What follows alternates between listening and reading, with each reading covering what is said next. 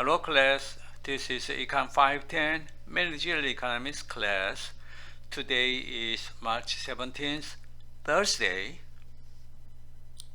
The class will discuss the second half of the Monopoly chapter. So here is the order of today's video clip we are going to cover. 1. Determining the social cost of a monopoly. 2. Calculating deadweight loss. 3. Understanding monopoly regulation. 4. Economics animation about market structures. 5. Monopoly definition. 6. Natural monopoly. 7. Economics animations about perfect competition. 7. Economics animation about maximizing profits. Here is the first video clip.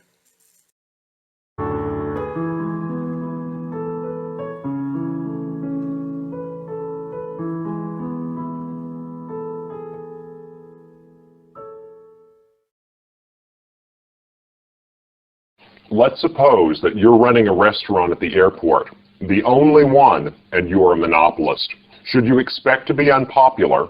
Will you be surprised if the people in the airport complain about the high prices of your meals? Or are you, by serving the customers, going to be making friends? Here's the question. Why are monopolists so unpopular?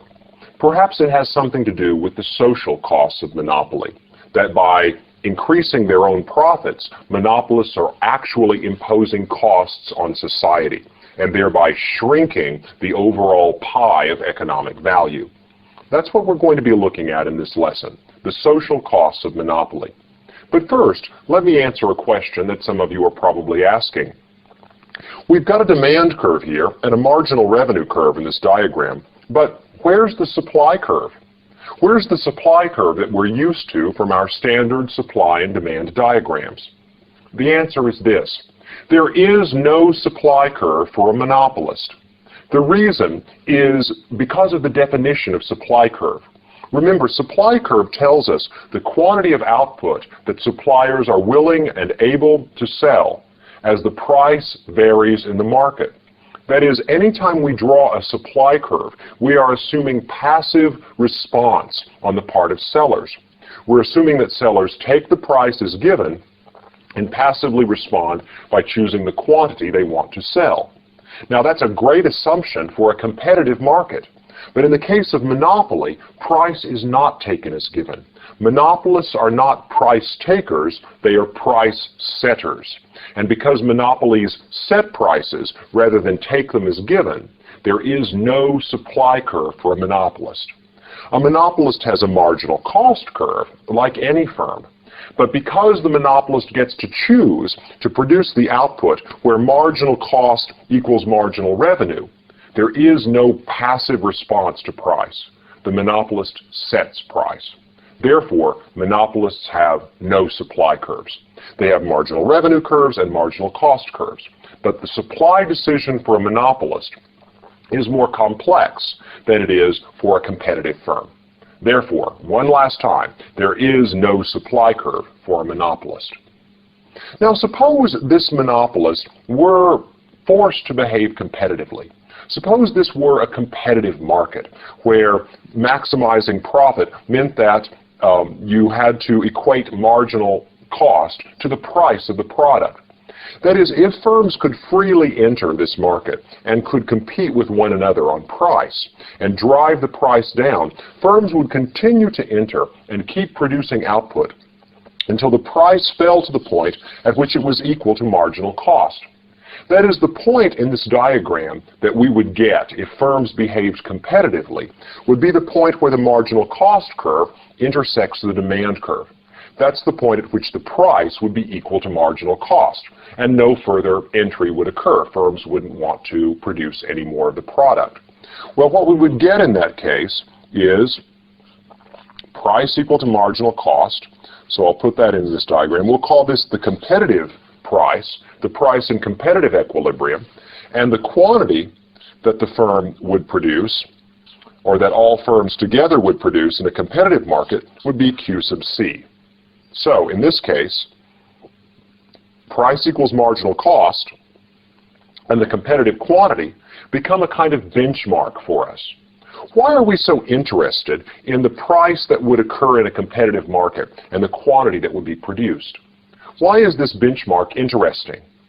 The answer is this. You'll recall that economists like competitive markets because competitive markets, under certain circumstances, maximize economic value. Look at this picture. The red curve, the demand curve, is a list of the reservation prices of the different customers in our market. And as long as there are no wealth effects and no externalities, this demand curve represents social benefits. Each point on the demand curve tells us about the benefit that some customer derives from getting a unit of the product. So think about your restaurant for a moment. If you have the demand curve for meals at your restaurant, what you have is a record of the reservation prices of all of the customers that might choose to come into your store and buy a meal.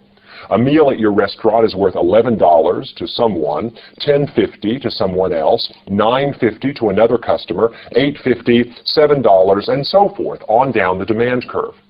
The demand curve summarizes the benefits that customers in the market derive from enjoying your product. The marginal cost curve, if there are no wealth effects and no externalities, the marginal cost curve tells us about the cost to society of providing another meal at your restaurant.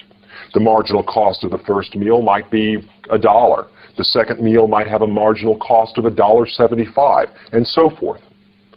Just to jog your memory, you'll recall that economic value is created anytime we produce and trade another unit of the product for which the benefit is greater than the cost. Anytime the marginal social benefit is greater than the marginal social cost, we are adding economic value when we increase production. In this case, in the case of your restaurant, the competitive price and competitive quantity tell us about that amount of restaurant service that maximizes economic value. All of the meals from 0 up until this point, perhaps 40 meals served a day at your restaurant, give us benefits greater than costs.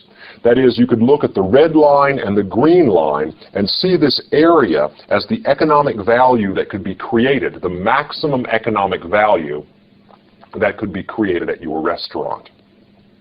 Now, here's the question. Does that particular choice of price and quantity maximize your profits as a monopoly restaurant owner? And the answer, unfortunately for society, is it does not. If you look here, you find that profit is maximized where marginal revenue equals marginal cost. We've discussed this before. The monopolist maximizes his or her profits by choosing this particular combination.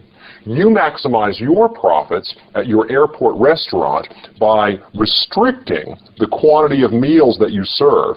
Instead of serving 40 restaurant meals a day, you may serve only 30, choosing the monopoly quantity and charging this higher price. The higher price on the demand curve, the price that the market will bear. Now, whenever you have this price and quantity combination, when you restrict output and raise the price, you are imposing a cost on society. Let's see that cost. Look at all of these units that are not being produced and sold. Look at all of these restaurant meals between QM and QC that you have decided not to offer. In order to maximize your restaurant profits, you have restricted output below the competitive level, and you have raised the price above the competitive level. The reason this is bad for society is as follows. All of these restaurant meals that you do not produce and trade have a higher benefit to society than they cost to produce. There are people in here who are willing to pay more for a restaurant meal than it costs you to produce it, but you are not serving those customers. You are not serving those customers because by raising your price, you are able to charge more to the customers who stick with you than you would earn by serving those additional customers. By restricting your output and charging a higher price, you maximize your profits. You put more money in your pocket. In fact, the money you put in your pocket can be seen in this diagram. By raising the price from the competitive PC to the monopoly profit maximizing PM, you put this additional amount of money into your pocket. All of the customers that you continue to serve, you're making extra revenue off of those customers by charging them a higher price.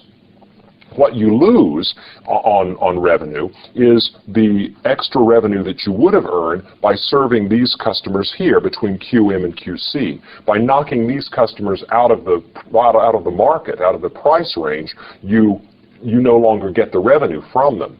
However, the cost of serving those customers was higher than the cost of serving these other customers because of the increasing marginal cost. So the profits that you lose on these customers is small compared to the extra revenue that you earn by charging a higher price to customers who are willing to pay more. Now, here's the problem. The problem from society's point of view is all of these people who are not being served, all of these people whose benefits exceed the cost of serving them, and they are simply not getting service because the monopolist does not find it privately profitable to serve them.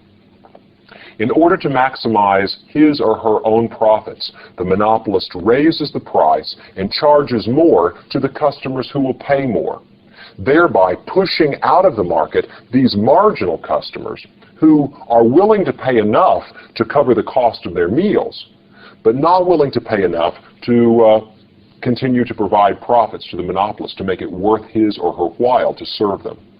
If I wanted to identify the loss to society from having a monopoly instead of having a competitive market, I would identify the cost of all of these customers here who don't get service. I'm shading in an area showing you the loss that occurs from society's point of view when output is restricted from 40 meals to 30 meals a day. And the loss is as follows. All of the benefit that the customers would earn, less the cost of serving them. Benefit minus cost is economic value, and here's economic value lost when trade is restricted. We call that a dead weight loss. This is the dead weight loss associated with monopoly. When the monopolist restricts trade and raises his or her profits, the monopolist creates a dead weight loss relative to a competitive market. A competitive market would serve more customers. In fact, it would serve all of those customers for whom the benefit is as great as the cost. All of those customers that add economic value for society. But the monopolist finds it privately profitable to restrict trade, charge a higher price, push some customers out of the market, and impose a dead weight loss on society. This is why monopoly is viewed as bad for society. Monopoly is viewed as bad for society because it usually, in fact almost always, entails a restriction of trade relative to competition. And the cost of restricted trade is that some people who benefit more than the cost of providing the good do not get service. Now, in the next lesson, we'll consider why we allow monopolists to hang around even when they're imposing a deadweight loss on society.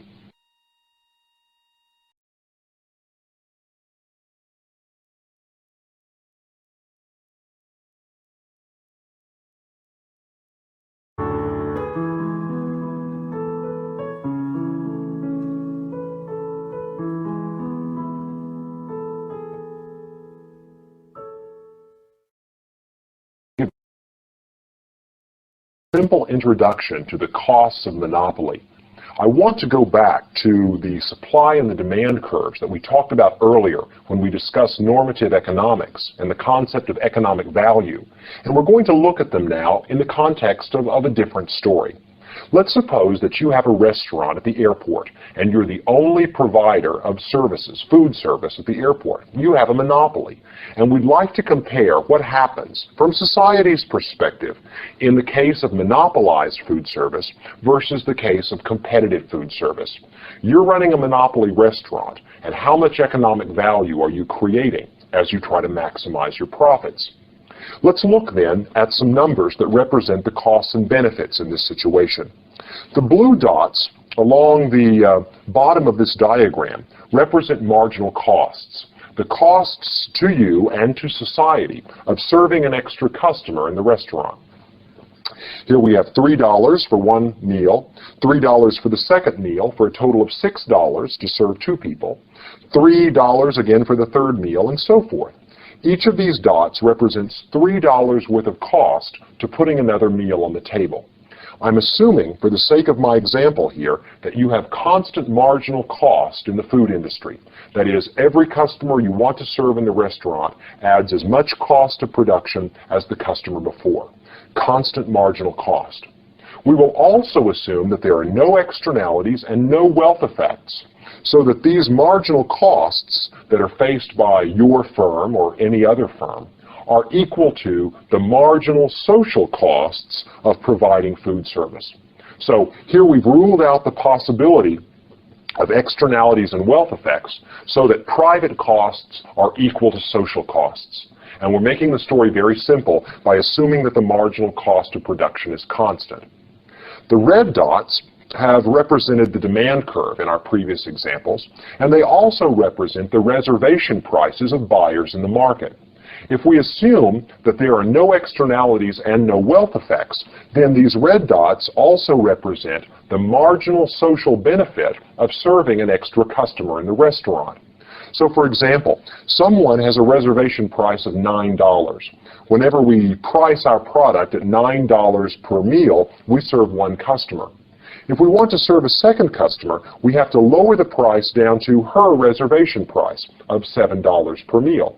And $7 per meal will attract two customers, and so forth. So the red dots represent the reservation prices of customers, and with no wealth effects and no externalities, they also represent the marginal social benefit of serving an extra customer in the restaurant. Let's start with a story that we're familiar with. Suppose food service in the airport is provided competitively.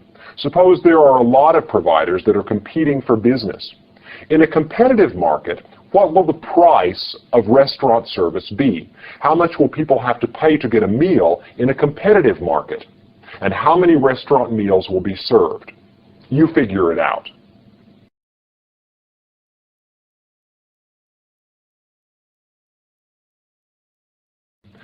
Well, remember, in a competitive market, price is equal to marginal cost. The price of a restaurant meal will be bid down to $3 per meal. And that means there will be 1, 2, 3, 4, 5 customers that will be coming in to get food service, and the price will be $3 per meal. So it's where the supply curve would intersect with the demand curve, the equilibrium price and quantity. Now, how much profit are the individual restaurants making in this case? The answer is they're making no profit. Their price is equal to their cost, in this case, marginal cost and average cost, because the marginal cost is constant, $3 per meal. And with price equal to average cost, there is no profit being made in this market. There is no producer surplus. The firms are making nothing beyond covering their costs. Does that mean that the market is not creating economic value? Absolutely not. On the contrary, the market is creating lots of economic value, but it's all coming in the form of consumer surplus. Look at this customer right here. He's willing to pay $9 for a meal. The price of a meal in this example is $3. Therefore, he gets $6 worth of consumer surplus. Next, we have a customer willing to pay $7, only paying $3 for $4 worth of consumer surplus. 4 and 6 is a total of $10 worth of consumer surplus on these first two meals. The third customer was willing to pay $5. She got her meal for $3 also, for $2 additional worth of consumer surplus. And finally, we have a customer who was willing to pay $4, got his meal for $3, for an extra $1 worth of consumer surplus. The fifth customer paid just enough to cover the cost of the meal, so there's no extra economic value created on this marginal meal. But all of these customers within the margin, all four of these customers, paid much less than what the meal was worth to them. So they all got consumer surplus. Remember, consumer surplus is part of the economic value that's generated in the market. And the total amount of economic value in this case is equal to the total amount of consumer surplus. $13 worth of economic value, which would be the area between the red curve and the blue curve. In this case, in the case of a competitive market with a constant marginal cost, all of that economic value goes to the customers. Now, what happens if we take this competitive market for restaurant meals and turn it into a monopoly, and we give you that monopoly franchise?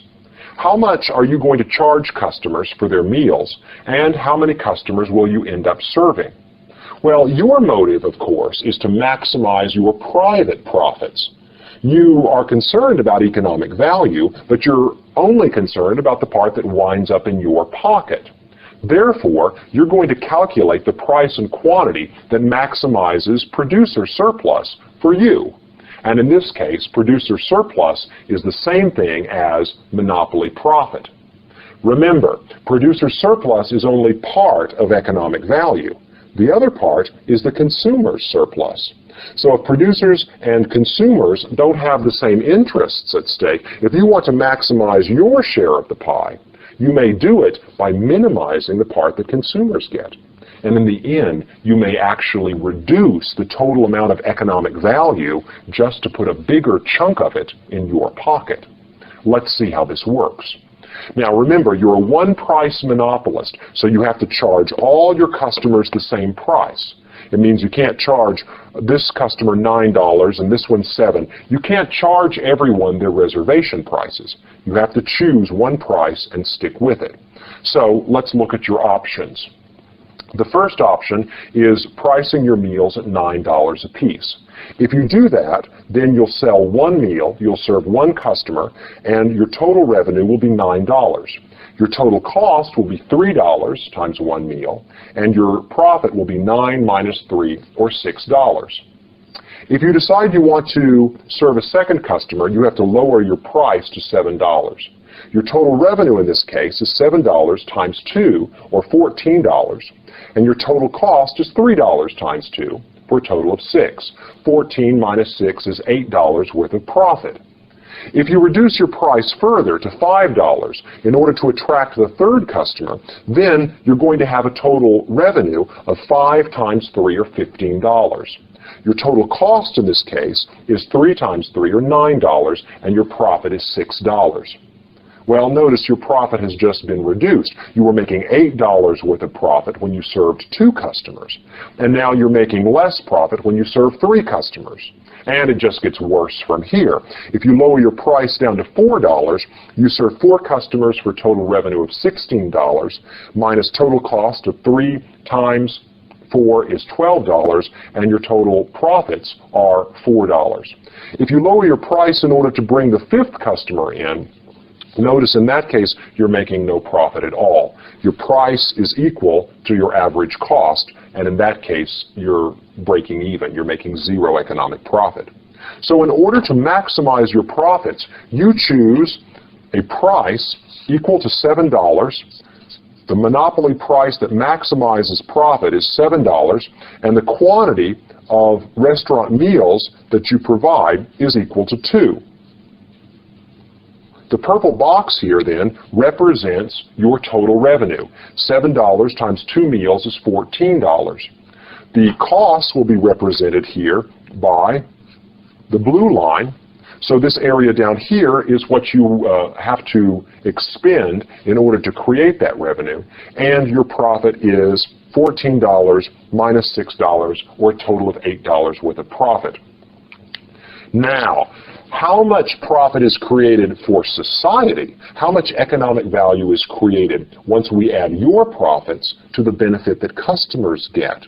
See, economic value isn't just about the monopolist's profits. It's also about the benefit that's created for customers, any consumer surplus that comes on top of the economic profit. Well, if you look at our first customer, she was willing to pay $9 for a restaurant meal. She only has to pay $7, so she's still getting $2 worth of consumer surplus. That $2 worth of consumer surplus has to be added on to the $8 worth of profit to give us $10 worth of economic value so far. Well, that's where it ends, because these other customers don't get restaurant meals. In order to maximize your private profit as a monopolist, you push them out of the market. You raise the price so high that they were no longer willing or able to purchase restaurant meals. That means that this 5 minus 3, or $2 worth of economic value here, which could have been producer surplus or consumer surplus, it's simply not created. And we call that a deadweight loss.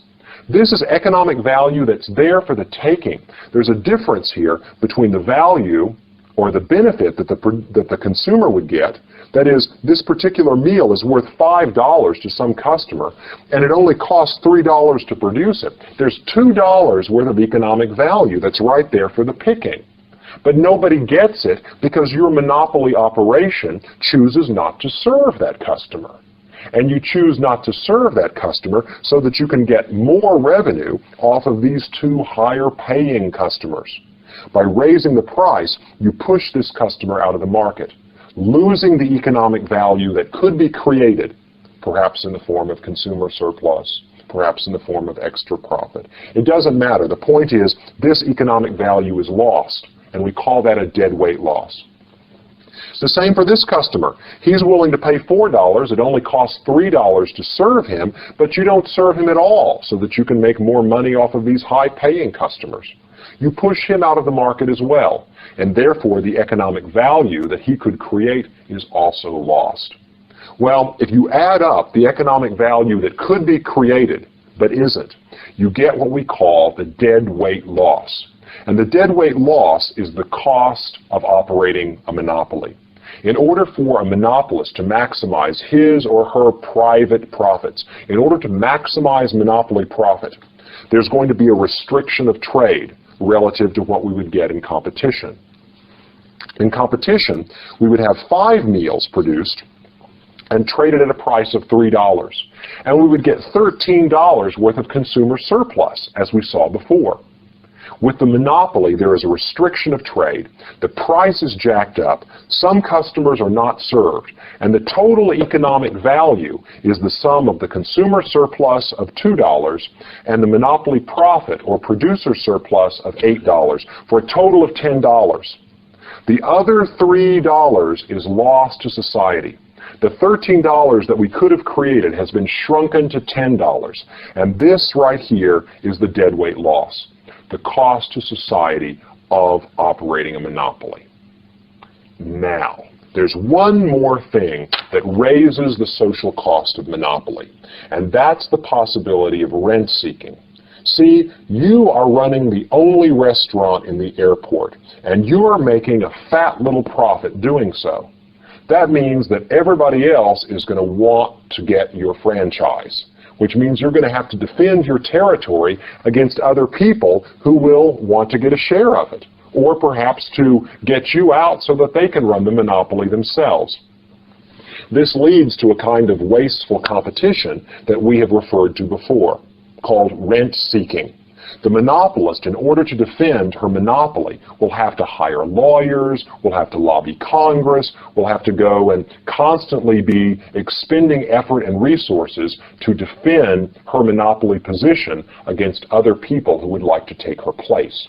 So in order to keep your share of the monopoly profits, in order to keep your monopoly profit intact, you may have to engage in non-price competition, burning up resources to preserve your monopoly position.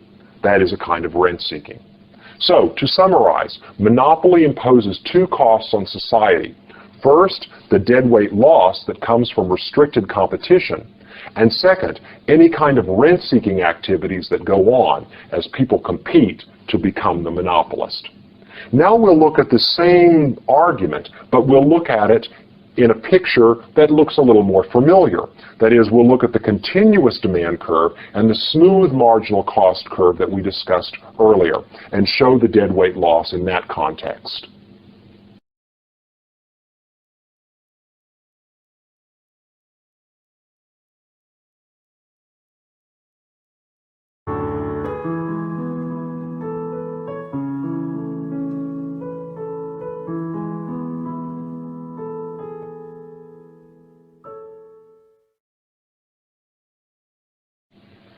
In this lesson, we're going to consider how to deal with the problems created by a monopoly. The problem created by a monopoly is this. In order to increase its own profits, the monopoly will restrict the quantity that it sells and raise the price that it charges. The problem with this behavior is that by restricting trade, the monopoly creates a deadweight loss. It eliminates the production and sale of goods that create more benefit for society than they cost society. So from the point of view of society, monopoly is costly. Therefore, we might, as a society or as a government, decide to take action to avoid this problem and to try to minimize the deadweight loss, or the cost. Let's look then at what we might do. The first thing is that a monopoly might decide, or the government might decide, that the best way to deal with a monopoly is to break it up. That is, to break a large company into a number of small companies and to force them to compete with one another. That's pretty much the strategy that the government took with the AT&T in 1984, when they broke the large telephone company into a number of smaller companies that were supposed to compete with one another. The problem with breaking up a monopoly, the problem with certain kinds of antitrust actions, is they may actually cost society by limiting economies of scale. A very large company may be good for society if its average cost of production gets so low that it can provide the good to society at very, very low costs. This is the argument of natural monopoly. And I've shown in this picture an example of what a natural monopoly might look like. Suppose we have a company that provides its product at a constant marginal cost. You might think of this as a pharmaceutical company that can keep churning out additional pills at a fixed and very small cost. However, if you include the fixed costs of producing these drugs, that includes all of the research and development and marketing and other things that go into creating a market for a pharmaceutical, the average cost is going to be very high for small-scale operations, and the average cost is going to continually fall as the operation gets larger and larger. This is usually what we call a natural monopoly. A natural monopoly is one where the price of the good would get smaller and smaller if we priced at cost as the operation got larger and larger. It is an operation where the point of efficient scale involves a lot of production relative to the amount of the good that the market wants to buy. Or, in this case, the point of efficient scale would be infinity. If we have constant marginal cost and a fixed cost, then the average cost is always going to be declining. It's not possible for a pharmaceutical company to get too big, according to our usual analysis of efficient scale. The efficient scale would be infinity. So breaking a company up into a lot of small competitors is going to be no good for society if there are large economies of scale in that industry. All you'll do is create a bunch of inefficient firms, each of which has to cover its own fixed costs. So, breaking up a monopoly is not always the quick and easy solution to the problem of deadweight loss. In some cases it will be, but in other cases it won't. And the jury is still out on whether breaking up AT&T was really the right approach to solving the problems that were imagined to come out of that monopoly situation. Notice what's happened. All of the baby bells that were created are now in the process of rejoining one another to create large companies that can enjoy economies of scale.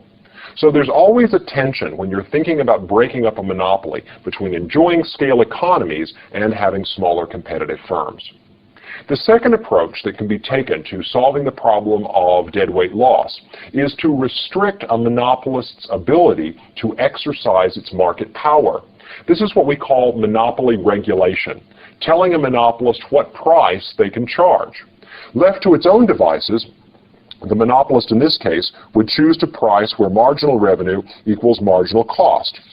At this point right here, and the quantity the monopolist would produce would be Q sub M, and the price the monopolist would charge would be up here on the demand curve. In this case, we have a deadweight loss that comes out of this operation, and the deadweight loss is the difference between what a competitive market would produce, that is, where the demand curve crosses the marginal cost curve, and what the monopolist chooses to produce, where marginal revenue equals marginal cost. If you take the difference between these two outputs, the competitive output and the monopoly output, and look at the difference between the demand curve, that is the benefit to society, and the marginal cost curve, that is the cost to society, you see all of these drugs that don't get produced and traded so that the monopolist can raise his or her profits. Now suppose we decide that we want to restrict the monopoly's ability to do this, and thereby shrink the amount of the deadweight loss. Well, to start with, in a market that's completely unregulated, the deadweight loss is going to be the area of this triangle right here, between the demand curve and the cost curve, between the competitive output and the monopoly output. This area is the cost to society of the monopoly's restriction of trade. Well, let me propose two ways of trying to solve this problem. The first is the government can use what is called average cost pricing. Average cost pricing is telling the monopoly to charge a price that just allows it to cover its average cost when the market buys all it wants to buy at that price. So suppose the government the regulator sets a price, and we'll call this PAC, the average cost price. If the monopoly can't manipulate the price, then it has no incentive but to sell all that the market will buy at that price, that is, go over to the demand curve and find the quantity, and then drop the quantity down into the horizontal axis and find how much the monopoly sells at that particular price. So if the government says the monopoly has to charge a price of PAC, the monopolist will choose this quantity of output, and QAC is the amount that ends up being produced and traded. The interesting thing about QAC and PAC is it's the point where the demand curve and the average cost curve intersect. This is a price and quantity that guarantees that the monopolist breaks even. The government doesn't usually have too much trouble figuring out what this price is, that is, if it has good information about the monopolist's costs. Well, that means there are a few problems associated with average cost pricing. The first is that the monopolist may be tempted to misstate its cost, to overstate its cost, to inflate or pad its costs so that the government will allow it to charge a higher price, and perhaps it can make some secret profits. That's one problem. The second problem with average cost pricing is that once the monopolist is guaranteed that it will break even or make a reasonable return on its investment, then the monopolist has no incentive to engage in any kind of activities that might lower its cost. It won't do any kind of innovation, it won't do nothing at all. Once the monopolist is regulated, and especially if the government will lower the price the monopolist can charge anytime his or her costs fall, well, then you're being punished for innovating. You're being punished for lowering your costs. So not only might the monopolist misstate her costs, but she also will have no incentive to control her costs or to innovate or to do anything that would result in costs falling, because she doesn't get the benefit from it. In fact, the government would take it away by then lowering the regulated price. So average cost pricing, even though, notice, it does shrink the deadweight loss from the big triangle to this littler triangle, it has some problems in the implementation. It may not be practical because of the incentives it gives the monopolists to misstate costs or to inflate or not keep their costs under control. Well, the other possibility then is to try to eliminate the deadweight loss completely by having the price equal to the marginal cost. This is what would happen in competition. Having the price equal to marginal cost is what we call marginal cost pricing. If marginal cost pricing is in effect, then the monopolist will then produce the competitive quantity. The nice thing about this is we completely eliminate the deadweight loss. Well, the problem with this is it's very, very hard to implement. First of all, marginal cost is much more difficult to estimate and report than average cost is. For average cost, you just take your total costs, divide by the amount of output, and you've got average cost. With marginal cost, on the other hand, you've got to be able to estimate or otherwise figure out what the cost is of increasing your output by 1 unit. And that's not something that a lot of firms have at ready access to that information. So first of all, it may be impractical to get the information you need. Well, in the case of the drug story we were just telling, it shouldn't really take too much effort to figure out how much it costs to turn the crank and produce some extra pills. However, there are still other problems. Even if you can get the information reliably, it still may be difficult to implement marginal cost pricing. The main problem is this: if you force the firm to price where price equals marginal cost, it may be that you're imposing a loss on the firm. Look, if you go up to the average cost curve, you can see that the cost of producing this quantity of drugs is greater than the price. You're imposing a loss on the firm. Now, it makes sense where this loss comes from. You're not giving the firm enough revenue to cover their fixed costs. You're only allowing them to cover the cost of producing an extra pill. That doesn't include all the money they spend on research and development and marketing. All that would be lost under marginal cost pricing. So if a monopolist is forced by the government to price at marginal cost, the monopolist would have to go out of business or else get a subsidy from the government equal to the amount of its fixed costs. It would need some kind of additional assistance.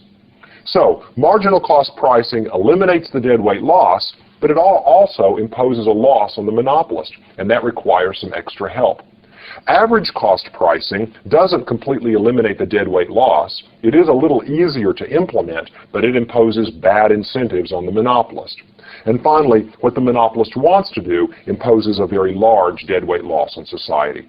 None of these proposals is without its drawbacks. But there's been a new proposal that's been made recently by some economists that has some of the advantages without all of the drawbacks. And that is the proposal that the government might actually buy the patent from a drug company that had come up with a successful drug. Buy the patent from the company and then allow any firm that wants to produce the drug competitively. That would give us marginal cost pricing because of competition. And by buying the patent from the drug company, it would allow the drug company to cover some of the fixed costs. Of course, there are all kinds of issues, figuring out exactly what to pay for the patent, whether there should be an auction or not, all of those things. But it's good because it combines some of the best of our regulatory strategies. Eliminating the deadweight loss, still allowing the company to make a profit, and using the market, that is, if we have an auction for the patents, to figure out what the value of them is. Monopoly regulation is a strategy that's used to try to reduce the social cost of monopoly, shrinking the deadweight loss. And even though none of the strategies is perfect, all of them are probably some improvement over a pure, unfettered monopoly pricing.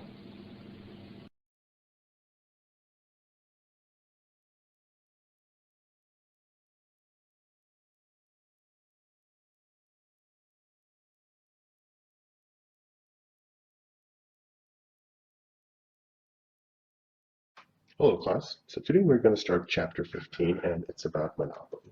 So we all know about, we have some idea about monopolies, and so it's actually something very common that we see, although the firm structure is not that common, but we hear about it a lot. So we're going to see why do monopolies arise. We're going to see why is marginal revenue less than price for a monopolist, and when we looked at perfect competition, we saw marginal revenue equal to price. We're going to see how do monopolies choose their price and quantity, and finally we're going to see how does monopoly affect society's well-being. And also, finally, we are also going to see how the monopolies are controlled or regulated by the government. And finally, we're going to see what is price discrimination. and we're going to look at certain examples. So a monopoly is a firm that is the sole seller of a product without any close substitutes. So basically, monopoly is the only firm in a region or in an industry that produces a product that basically does not have any other substitutes. So we're going to study monopoly and contrast it with perfect competition. So examples of monopoly is like the electric company. Okay, so yeah, technically you could live off grid. You could set up your own solar panels, your own wind farm to get electricity. However, monopoly is something that is actually like you have to get electricity from them. Otherwise, you really don't have any viable substitutes. The water company is something like that. So those things are examples of monopoly. The key difference is between monopoly and perfect competition is that a monopoly firm has something called market power. So since the monopoly is the only firm producing that product, such as the power company, it has the ability to influence the market price. So it can charge the market price to be whatever it wants to, within a certain band, as we will see later. It cannot charge any price, by the way. It cannot charge, like, it can't be like, all right, I'm going to charge $100 per unit of electricity. It can't do that. So, but what it does is that it does have some leverage when it comes to controlling or having some say over the market price. A competitive firm, on the other hand, has no market power. They cannot control the prices. As we saw, they're too small, both the buyers and the sellers, to affect the market price. Now, why do monopolies arise? The main reason is barriers to entry. There is some reason, either they are set up by the firm or they're naturally occurring, that does not allow more than one firm to be operating in the market. So there are three sources of barriers to entry. One is a key firm might own a key resource. So one example is De Beers Diamonds De Beers Diamond Company owns most of the world's diamond mines. So they own that, so they can restrict supply in such a way so that it becomes a valuable resource. And the reason why they can do it is, well, De Beers is a foreign company, so they cannot be really prosecuted here in the US for that. But they basically control the supply of diamonds in the world. And there's actually a really cool article, if you ever want to read it, how De Beers made diamond this very important commodity.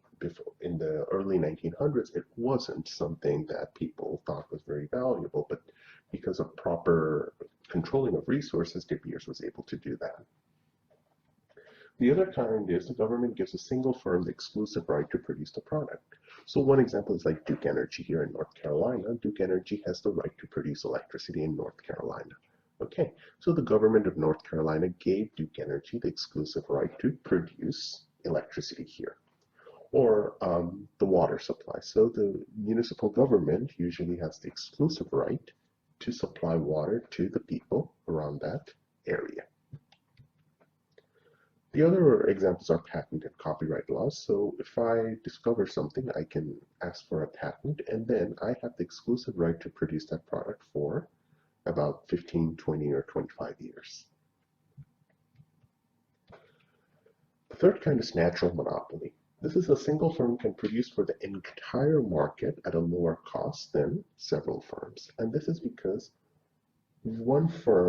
it's better for one firm to have such market power so that they can actually get all the raw materials at a bargain price and then use that to produce output rather than having 10 or 20 smaller firms to produce the product. So if you look at electricity, electricity firm, you need to have a lot of setup. You need to set up a huge electric generation plant, which uses a lot of fuel to produce electricity. So the more it can supply, the more its average total cost will go down. So it has a huge fixed cost because you need a huge amount of money to set up the plant, but it has a very small marginal cost. The production of one extra unit of electricity is always very small. So what it does is that it keeps on lowering average total cost. So in those cases, it does make sense to have one firm producing electricity for 1,000 homes rather than have 3 or 4 competing firms producing electricity. So, and that's what we just said. So as we can see that here, in a competitive market, the demand curve for any individual firm was horizontal. So this is what as a small single firm, this is what I face. So if I'm a small coffee shop in a city and there's 20 other coffee shops, I can't charge any price.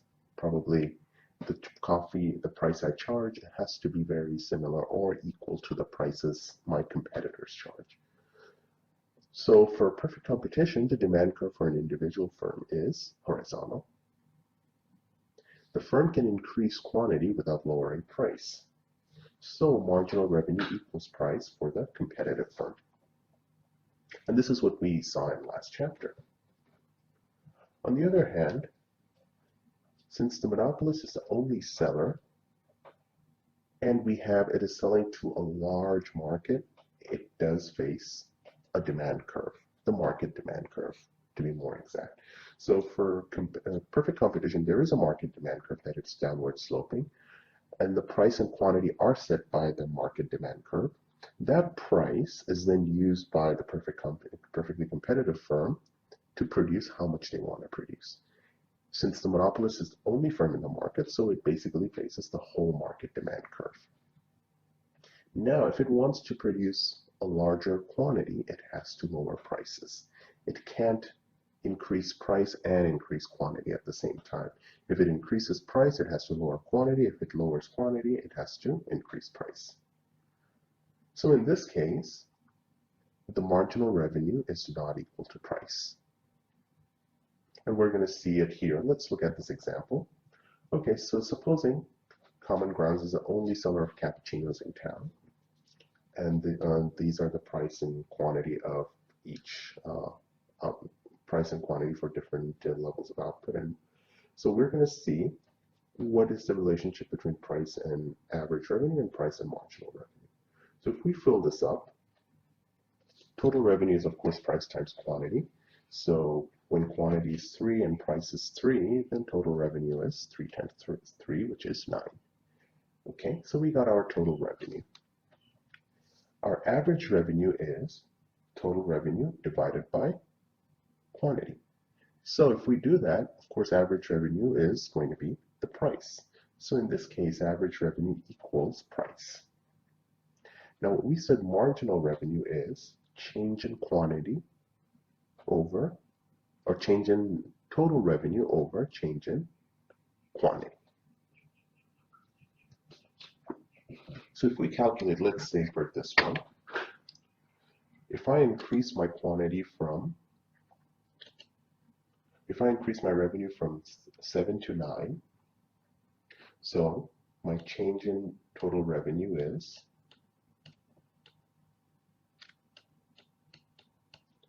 9 minus 7, which is equal to 2. And my change in quantity is, sorry about that, 3 minus 2, which is equal to 1. So my marginal revenue is change in total revenue divided by change in quantity, which is 2 over 1, which is 2, and that's what I get here.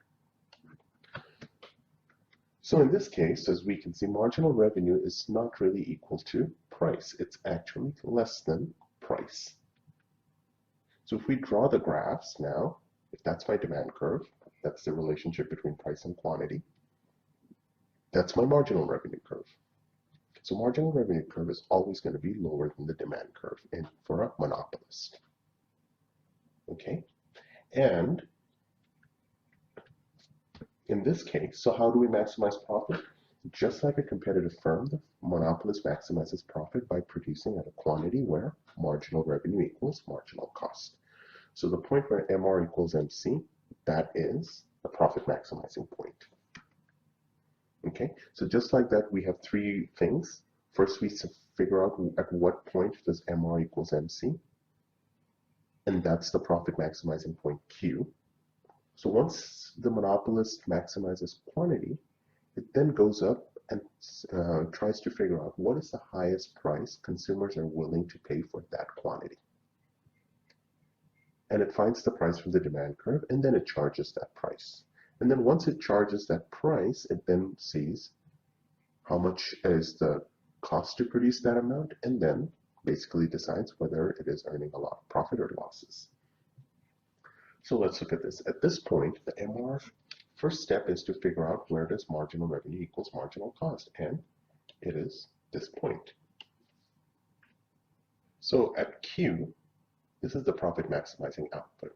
So at this point, profit is maximized. So after the monopolist decides that Q is the point where profit is maximized, it then goes up straight to the demand curve to figure out what price to charge. So it goes up. First it goes down to figure out the quantity, then it goes up to figure out the price. And so once it figures out the price, it charges that price to the consumers and sells quantity Q to the consumers. Now, the difference between the other curve, this curve, and the next one is we added average total cost. Average total cost is used to figure out whether we're earning a profit or a loss. So in this case, to produce quantity Q, average cost is ATC. So just like with the competitive firm, the profit is the profit per unit, which is P minus ATC. So how much profit does the firm get when it sells one extra unit? And the quantity is Q, the total amount that the firm is selling. So the total profit is P minus ATC, each unit times Q, the total unit being sold. So it's the area of the orange rectangle that we see. So the monopolist does not have a supply curve. A competitive firm used to take price as given and used to decide how much to supply or how much to provide to the market. For the monopolist, it's a price maker, not a price taker. It basically decides what price to charge based on the quantity that it is producing. So the quantity does not depend upon price here. They're jointly determined by the marginal revenue, marginal cost, and the demand curve. So in this case, the monopolist really doesn't need a supply curve. It just says, all right, so the market wants Q units, so I'm going to charge P units because the market will be able to pay P as price if I want to sell Q units. If I want to reduce my quantity, I can charge a higher price. If I want to increase my quantity, I can charge a lower price. Therefore, there is no supply curve for the monopolist. Well, let's look at a case study, monopoly versus generic drug. For simplicity, we're just considering marginal cost to be a flat line. So patents on new drugs give a temporary monopoly to the seller. So if a drug company spends years and years to develop a new drug, and once it does, it then applies for a patent, and this gives that drug company a temporary monopoly to produce and sell that drug. So no other company has the right to produce that drug for 15 or 20 years. After that, it becomes a generic drug, and that's when anybody can produce that drug. So when the patent expires, the market becomes competitive and generics appear. So in this case, we have initially, for the monopolist, marginal revenue equals marginal cost, and so the monopoly quantity is QM, and monopoly price is PM. So we see that the monopolist is going to produce at QM units, and it's going to charge a price PM, and that is going to maximize its profits. Now, once the patent expires, price equals marginal cost, and that's the one of the qualities of the perfectly competitive firm. So as we can see that, well, not only did price fall from PM to PC, but the quantity that we are selling in the market rose from QM to QC. So there's much more being produced at a much lower price because of competition. So in this case, price equals marginal cost. If you recall, we talked about it last class or in the last chapter, is that in a competitive market equilibrium, price equals marginal cost, and the total surplus is maximized. In the monopoly equilibrium, price is greater than marginal cost. And yes, we still have marginal revenue equals marginal cost, but price is greater than marginal revenue and marginal cost. So technically, they could have, if they wanted to, produce more, but that wouldn't have increased profits. That would have actually reduced profits, so they don't want to produce more. So the monopoly quantity, since it's a profit maximizing quantity, and it is not producing at the lowest possible cost, or it is not selling it at the lowest possible price, so the quantity is very low that it is producing. So the monopoly then results in something called deadweight loss. This is the extra amount. In a nutshell, what deadweight loss means is that it's the extra amount that the monopolist could have served the market while still earning some profits, but it doesn't because it considers that because it's not profit maximizing. So if it doesn't earn profit, then why should they sell it? So let's say that in this case, the competitive equilibrium is where price equals marginal cost, so it's QC. That means this is the market. If the market were truly competitive, this is the amount that they should have charged. And at this point, the amount that the buyers are getting and the amount that the sellers are providing are requiring to basically produce the product, they are almost equal, and so they're good. And so at that point, the price of the product is basically enough to compensate the production of the good. But in the monopolist equilibrium, the price they're charging is far higher than the cost to produce the last unit. So you are charging a price, P, which is much higher than what it is costing to produce it, which is MC. So you could technically, if the monopolist chose to produce here, let's say, this unit, they could have increased production, and it would still cost them much lower to produce it. They could still make profit. However, they don't, because for them, they're like, well, at this point, MC is greater than MR, so I'm not going to produce more. I'm only going to produce at a point where MR equals MC, and that's where my profit is maximized. So that's why they actually could have produced this much extra. So they could have produced at QC level, but they don't, because for them it is not profit maximizing. And so that triangle, that extra amount that they could have produced, is known as deadweight loss. Now we come to the concept of price discrimination. Discrimination is, in a nutshell, treating people differently based on certain characteristics, like race or gender, giving some people certain advantages because of their race or gender, or giving some people certain disadvantages because of race or gender. Price discrimination is basically selling the same good at different prices to different buyers. So you could have the same product, but to different people you're selling it at different prices. One example is movie tickets. So if you go to the movies, and in certain movie theaters, if you show your student ID, you get a discount. That's an example of price discrimination.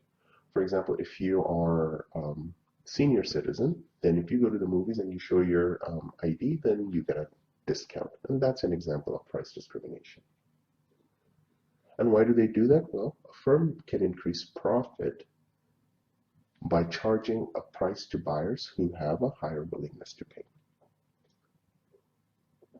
So if buyers want to pay more, and if the firm can understand that, yes, these buyers are willing to pay more, then they can increase their profits by charging a higher price to those buyers. In the real world, perfect price discrimination is not possible because no firm knows exact buyers' willingness to pay. So supposing I really like rice, okay, that's my favorite thing. Of course, I'm from South Asia. We eat rice almost for every meal. Now, a Of course, I will, since I am used to eating rice so much, so I'm willing to pay a higher price for rice, and that's called willingness to pay. Now, some other person who grew up eating bread every day, they may not crave rice that much. So for them, their willingness to pay is much lower. Now, if they charged, if the rice, or if, let's say Harris Teeter charged us the same price, they couldn't make much, they could make profits, but not as much. Now, if they knew that I am willing to pay a higher price for rice and they could charge me a higher price while they could charge a lower price to the other person, then they could technically make more profits. Because the thing is, a lot of times buyers do not reveal it to sellers, and this usually happens when you buy cars. You don't want to reveal too much information about how much you like the car, because then sellers get an idea and then they can start increasing prices. They will be like, oh, you know, this car is great, I don't want to lower the price anymore, if they can figure out that you really like the car. So what firms do is that they divide customers into groups based on some observable characteristics, like age. So for example, when you buy the textbook here, it costs you like a god-awful amount of money, like $350 or something like that. The same textbook, the same author, the same quality. If you buy that same textbooks in a foreign land, let's say in Asia, it would cost you 1/10 of the price. So why? Because of price discrimination. There, people have a lower willingness to pay because of lower income. So the publisher, the same publisher, sells the textbook at a cheaper price abroad than here in the US. So examples of price discrimination: movie tickets. Senior students and people who attend during weekdays, during like in the afternoon during weekday, they have lower willingness to pay than people who want to pay full price on a Friday night. Airline prices: if you ever fly anywhere, you will notice that if you wanted to ask, different people pay different price for the same flight. So some people, business travelers, they are not as price sensitive when compared to other leisure travelers. Discount coupon is one. Some people do collect coupons and they use it religiously. Some people don't. They just don't have the energy or effort or time to do that. Need-based financial aid. Not everyone pays the same tuition. If you go around, which is I probably shouldn't, but different people have different willingness to pay for college. So schools price discriminate by offering need-based aid or different kind of scholarship to low-income families so that they can attend universities. Okay, so that's all we have for monopolists. So hope you have a good rest of the day, and next class we're going to talk about monopolistic competition. Okay.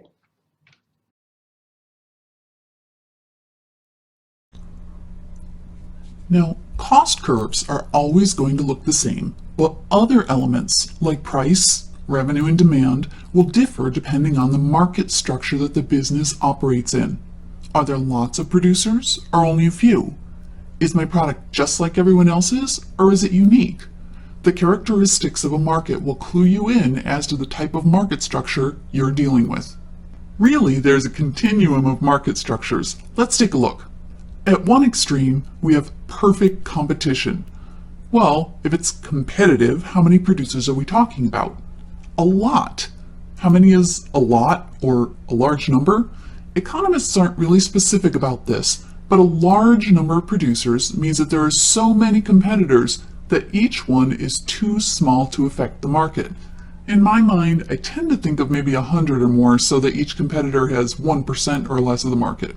Since nothing you do affects the market, no one really cares what you do, and you're free to make decisions without worrying about how the competition will react. How else can I recognize a perfectly competitive market? Besides having a large number of sellers, each of those sellers will be producing exactly the same thing. In perfect competition, the product is identical or homogeneous or non-differentiated, no matter who produces it. One more characteristic: it's easy for firms to come and go from the industry. That is, there's free entry and exit. Think about it. This industry has lots of producers. Why? Because it's easy to get in and set up shop. In an industry like this, lots of producers all producing exactly the same thing, how much market power, where market power is defined as the ability to control the price, does an individual firm have? None. You have no ability to drive the price because 1, you're so small, and 2, everyone else produces exactly what you do. Time to think. What would happen if you tried to raise your price? Now let's take a look at the opposite extreme of the market structure spectrum. Instead of a huge number of producers, there's only one producer for the whole market, or a monopoly, the prefix mono meaning one. Furthermore, the monopolist's product is unique. There really are no substitutes for this product. Lastly, in a monopolistic industry, entry by other firms is nearly impossible due to the extremely high barriers to entry. We'll get into this more later, but a barrier to entry could be really high costs or legal protection like patents or copyrights. Given all these characteristics, only one producer, a unique product, and no one else can get into the industry to compete with you, how much market power, ability to control price, does the monopoly producer have? The monopolist has complete control over the price within the boundaries of what consumers are willing to pay. Are there other structures? Sure. In fact, most real-world industries will fall somewhere in the middle ground, not at the theoretical extremes of perfect competition or monopoly. Two of these mid-range structures are monopolistic competition and oligopoly. A monopolistically competitive structure is still competitive, so there's still a lot of producers. Given that there are lots of producers, we can assume that entry into the industry is easy. Unlike perfect competition, however, the products are not exactly the same. Highly similar, yes. Highly substitutable, yes, but not identical. Think about, toothbrushes. You go to the store and there are toothbrushes with square heads, diamond heads, rubber grip handles, bi-level bristles, toothbrushes that play music, toothbrushes that glow in the dark, even with color indicators that tell you when to buy a new toothbrush. All toothbrushes, all highly similar and highly substitutable, but with slight differences. If I believe as a consumer that having a rubber grip handle helps clean my teeth better, then this differentiation gives the producer a small amount of market power. He or she could raise the price a little bit and I would still buy that rubber grip handle toothbrush. If they raise the price too much though, I'll switch to some other type of toothbrush. An oligopoly? Well, the prefix ole means few, so I'll have a few large producers making up the market, each with a large amount of control or market power. There are some barriers to entry, so it's hard, but not impossible, to get in. The product in an oligopolistic market can be identical, like the members of OPEC who produce oil, or differentiated, like car manufacturers. Also, the small number of producers could be just a handful, like cars, or a couple dozen, like the oil producers. The key is that there are few enough producers that each one has a fairly large chunk of the market, large enough that any individual producer can affect what happens in the market. Because everyone's actions matter, the producers become mutually interdependent. Whatever one does affects everyone else. This mutual interdependence actually makes the oligopoly the most complicated type of market structure to operate in. Now that you know something about each market, I have an exercise for you. See if you can come up with real-world examples for each type. What kind of product or products would fit the perfectly competitive structure? What about monopolistically competitive? Oligopolistic? What about monopolistic? Have your answers ready because I'll be asking for your responses in our next class. Next time. Arrived. I'm also going to show you how to calculate the profit, revenue, and cost for a monopoly. And finally, I'm going to show you what happens to consumer surplus and price and quantity when you compare a monopoly with perfect competition. Simply put, the demand curve for a monopoly looks a lot like the market demand curve because they are the market and they control the market and they set prices and quantities. So at this price and this quantity, I can calculate revenue for the monopoly, and that's that point right there. So I take total revenue is equal to price times quantity, or P times Q. The first thing I'm going to do is build the total revenue curve. So I'll bring down the quantity straight down, and on the vertical axis I'll plot total revenue. So at this particular level of quantity, this is at this level of quantity, that is my total revenue. Right there. I'm going to do this at several different price points and quantity points. At high prices, the monopoly doesn't sell very much, and they don't get a lot of revenue.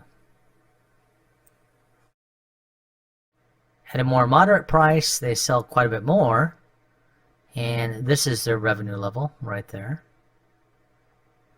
And at lower prices, they sell more, but they actually make a little bit less money, a little less revenue. And that would be the point right there. So this is what the total revenue curve looks like. Kind of goes up and then back down. Average revenue is worth mentioning as well. And the way I calculate average revenue for a monopoly is I take total revenue divided by quantity, that's average revenue, which is price times quantity divided by quantity. So those two quantities cancel out. So it turns out that average revenue is always equal to price. So whatever my price is, that's my average revenue, regardless where I'm at on the demand curve. It turns out the demand curve and the average revenue curve are exactly the same, because demand, in this case, is equal to average revenue. Marginal revenue is always a little tricky. I'm going to do that one now. And marginal revenue is the change in total revenue due to a change in quantity. And change, I'll use a little delta sign, the Greek letter for delta.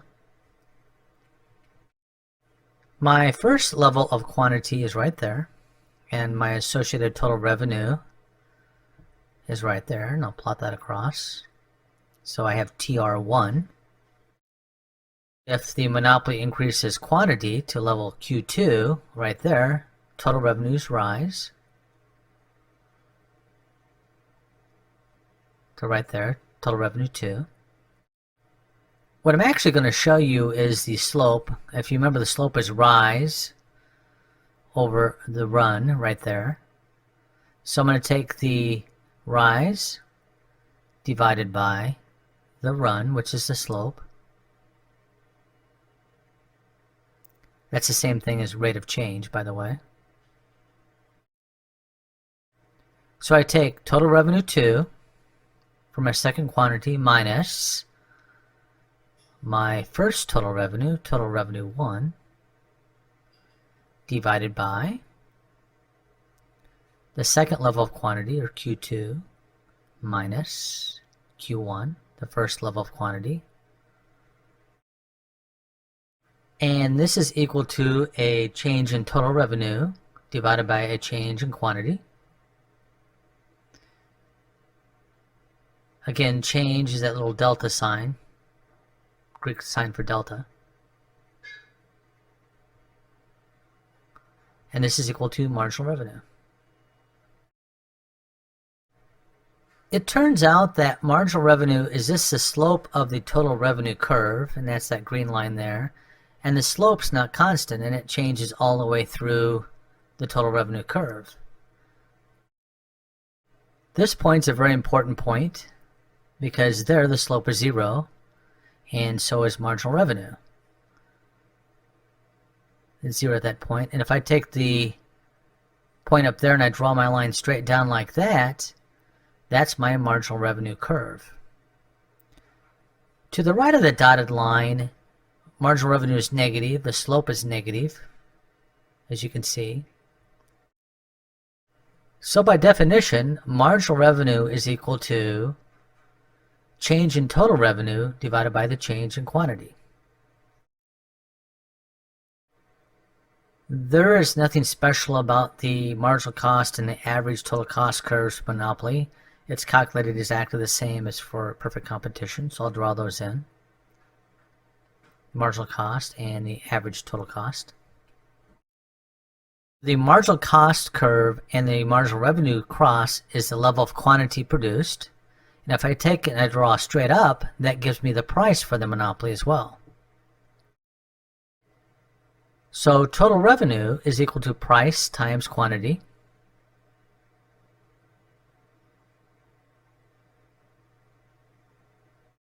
Again, if I go from the quantity up to the average total cost curve and across, this gives me my average total cost, which is the area of the red triangle.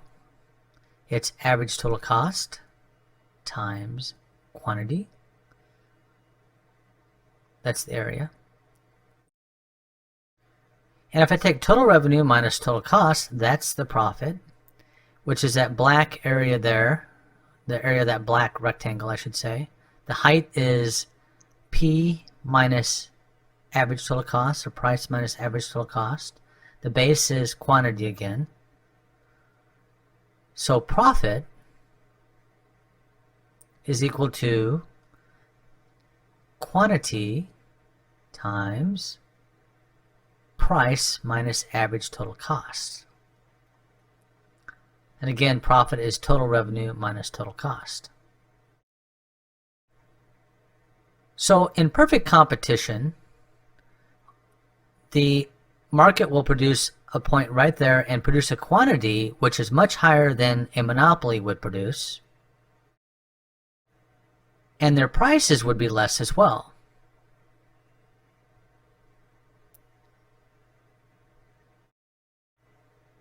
In other words, monopolies charge more and produce less. Under competition, that's consumer surplus, but under monopoly, consumer surplus shrinks. The consumer is worse off.